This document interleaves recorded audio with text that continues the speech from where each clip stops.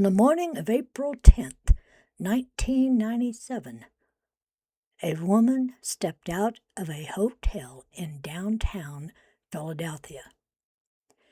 She planned to see the Liberty Bell. She planned to walk the historic streets. She planned to come back by evening.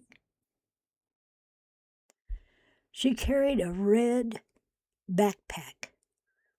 She never traveled without it. And then she vanished. 5 months later, her skeleton was found nearly 600 miles away, hidden in the mountains of North Carolina. Stabbed, buried, and dressed for a hike she never told anyone she planned to take. To this day, no one knows how she got there. And no one has ever been charged with her murder. And what investigators would discover later would make this case more confusing, not less. This is the unsolved killing of Judy Smith. Judy Smith was not a reckless person. She was not confused. She was not someone who simply walked away from her life. She was born in Massachusetts in 1946. Judy was a nurse, a caregiver by nature, someone trusted with other people's lives. She had raised 2 children. She traveled alone when she needed to. She handled pressure calmly. Friends describe her as independent, intelligent, capable. She had once flown halfway around the world by herself to Thailand to visit the family of a patient. This was not a woman prone to panic or impulsive decisions. In the mid-1980s, Judy met a Boston attorney named Jeffrey Smith while caring for his father after surgery. Jeffrey noticed her devotion, her creativity, the way she solved problems quietly and efficiently. They married in 1996. 8 months later, they planned their first real trip together, a short business trip, one that would end in tragedy. On April 9th, 1997, Judy and Jeffrey arrived at Logan Airport in Boston. As they checked in, Judy realized she had forgotten her driver's license. And at that time, new FAA rules meant she couldn't fly without it. Jeffrey had commitments that afternoon, so they agreed he would go ahead. Judy would go home, retrieve her ID, and catch a later flight. That night, Judy walked into the lobby of the DoubleTree Hotel in Philadelphia. She surprised her husband with flowers. She apologized for the delay. Everything seemed normal. That night, they discussed their plans. Jeffrey would attend the conference. Judy would explore the city. They agreed to meet again at 6 o'clock for a cocktail party. It was the last plan they would ever make together.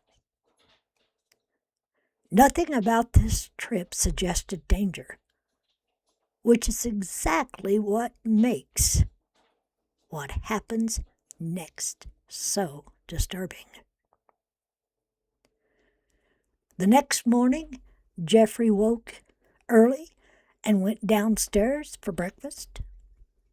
When he returned, Judy was awake and in the shower.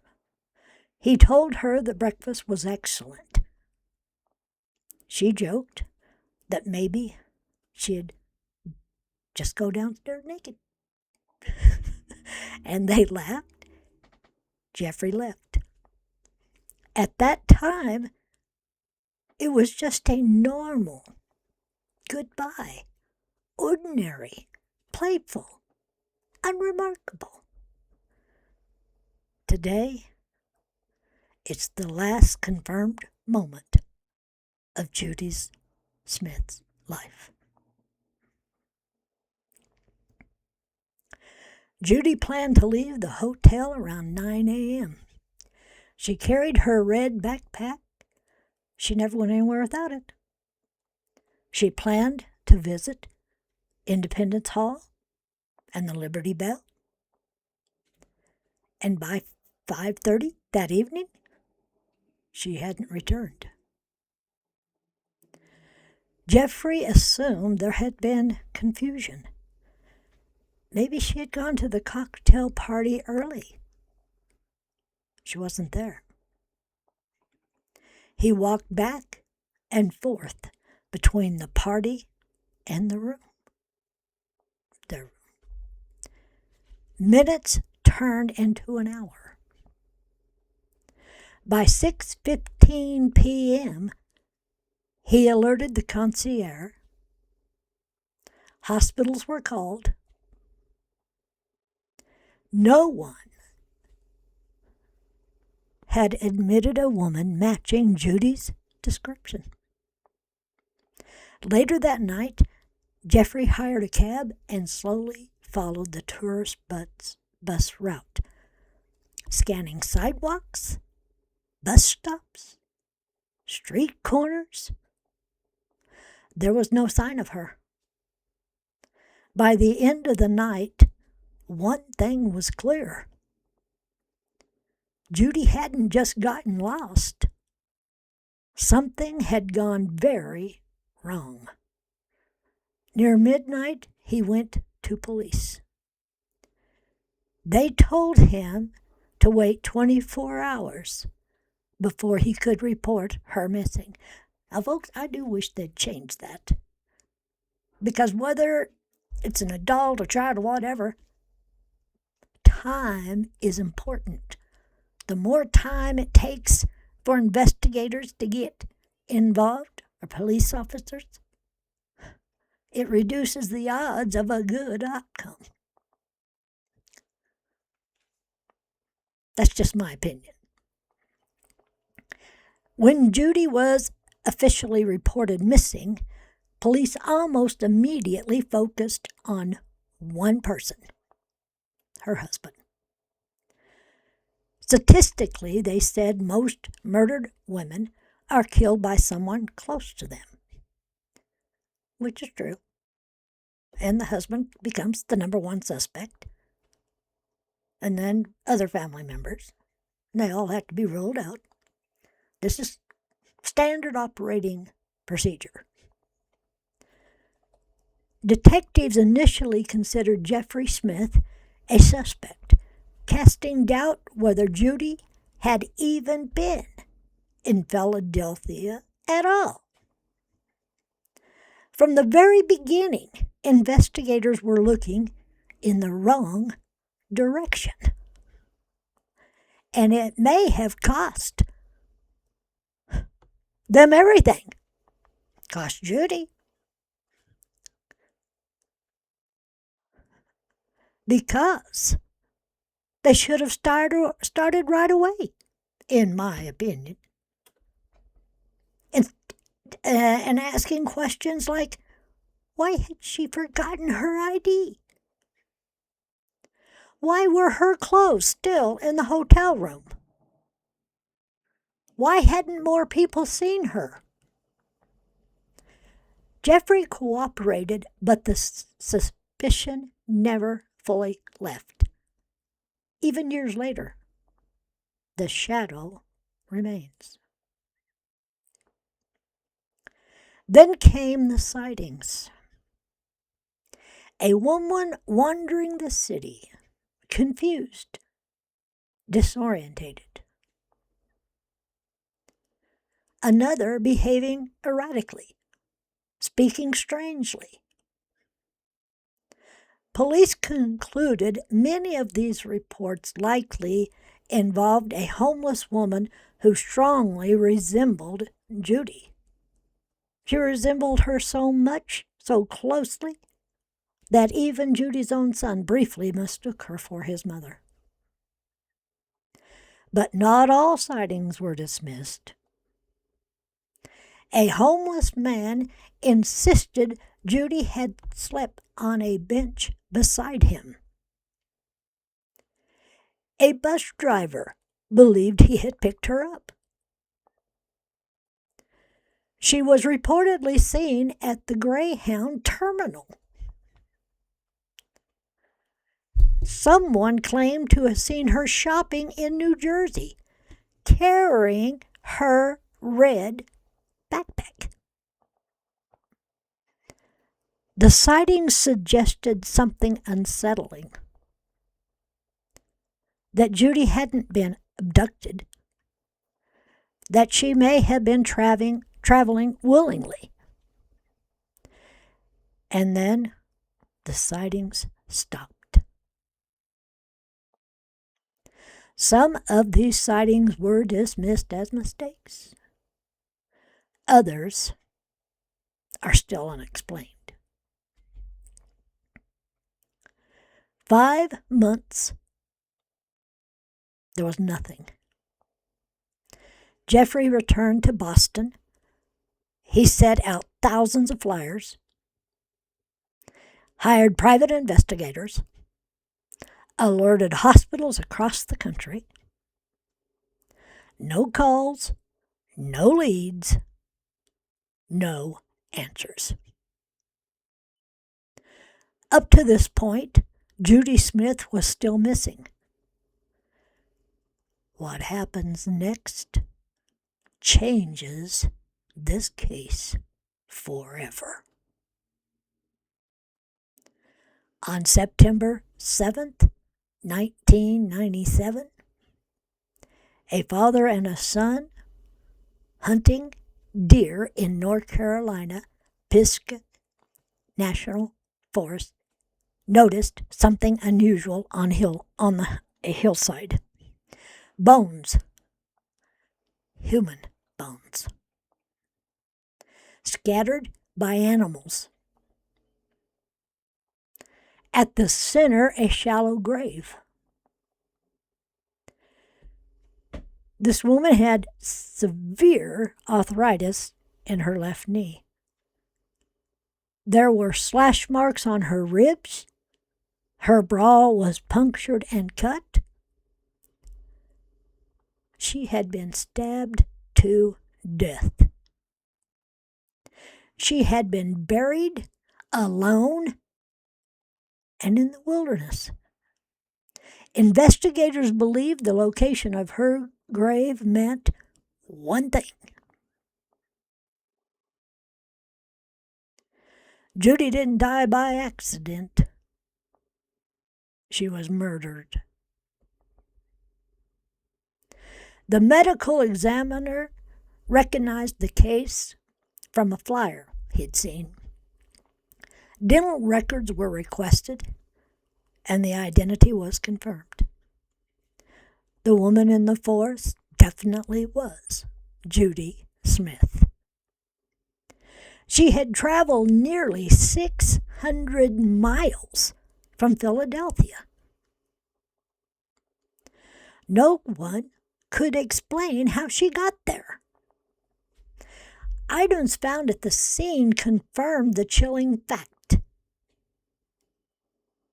that Judy's death was homicide.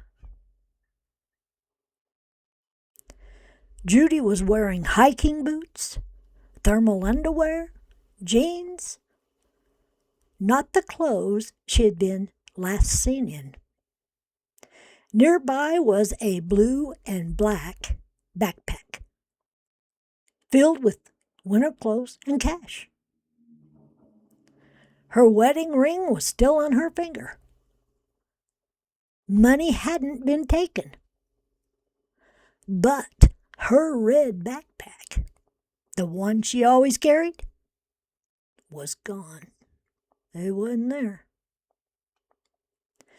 Investigators believed the unfamiliar backpack and sunglasses found nearby belonged to someone else, possibly her killer. If these witnesses are telling the truth, then Judy trusted someone, maybe, who would later kill her.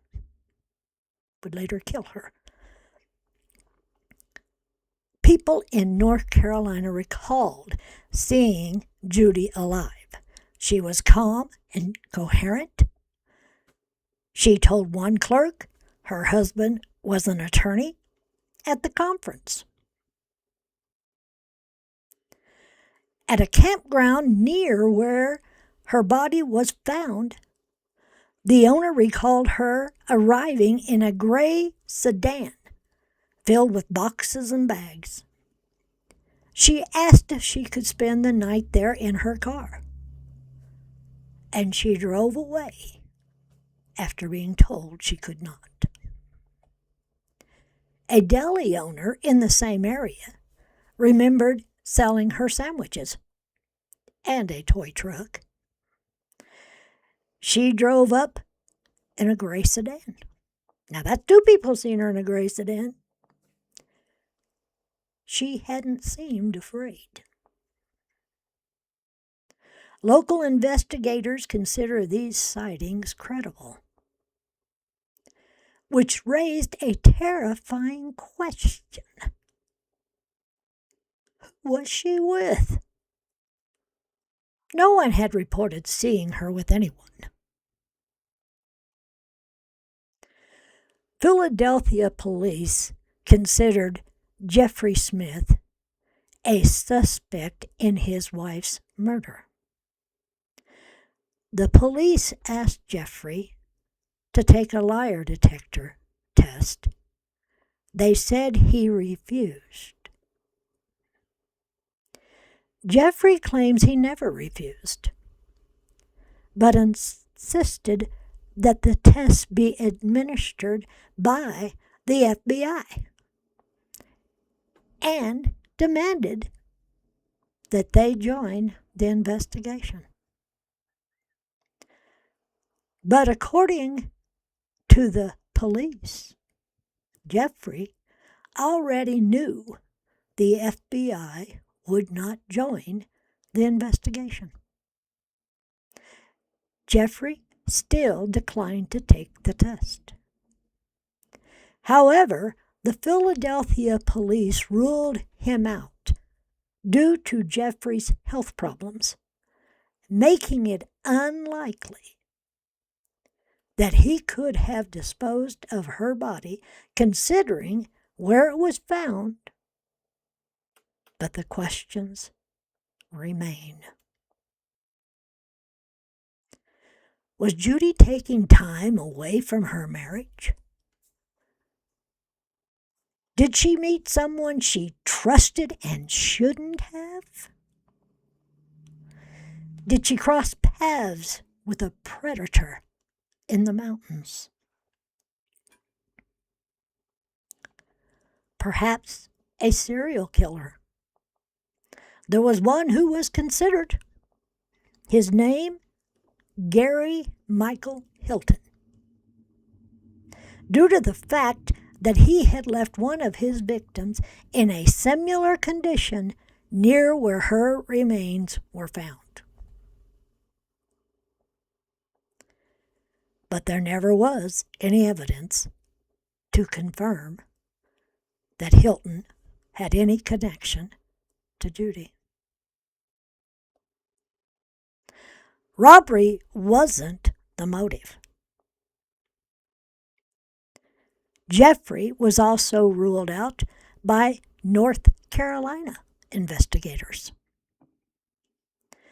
Sam Constance, the Buncombe County detective who investigated the case, believes Judy was not abducted and came to Asheville area voluntarily. The detective also did not believe Judy was killed elsewhere and dumped at the site. Due to the rugged terrain and distance, someone would have had to have carried her body if their only intention was to bury her there.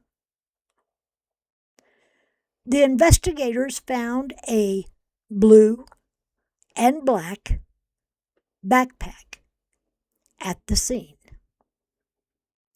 and a pair of sunglasses they believe belongs to the suspect. And the central mystery remains. Why did Judy Smith go to North Carolina? Who stabbed her? Someone knows how Judy Smith got from Philadelphia to North Carolina. Someone knows who was with her.